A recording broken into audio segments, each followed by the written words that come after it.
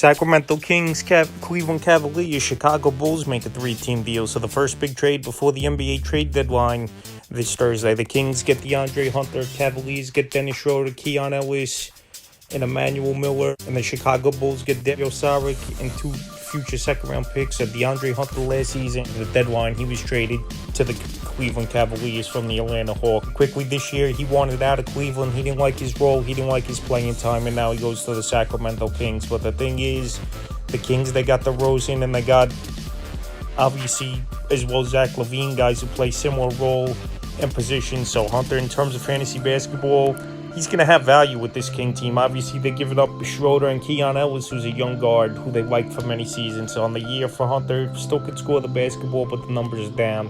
14 points a game, 4.2 rebounds, 1.7 threes, 2.1 assists, and 42% from the field. But like I said, DeRozan and Zach LaVine, it wouldn't be surprising to me if they're next in the deal. But like I said, they went out there, gave up a decent pieces and picks, second-round picks in the deal for Hunter.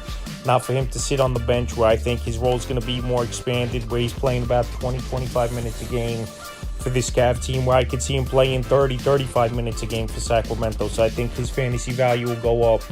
And right now, he's still available in 84% of fantasy leagues. Now to the Cavs, Dennis Schroder, obviously he's going to be a backup with Darius Garland and Donovan Mitchell, the guards over there for the Cleveland team. And it wouldn't even be surprising to me if Schroder's flipped in another trade. So Schroder on the season, it's been an up and down year, and he's shooting the basketball with bad percentages, 40% on the year, 12.8 points a game, 3.1 rebounds, 5.3 assists, 1.4 threes. So Schroder, his fantasy value definitely going to go down now in Cleveland, like I said, where he's going to be a backup off the bench. Even though last season he played a good role with Detroit, where he was a backup off the bench for them, even though he didn't really have fantasy value. He had a good playoff series for the most part versus the New York Knicks. So I think his value goes down is Dennis Schroder unless he's flipped to another team. And Keon Ellis as well, he's going to be a backup guard.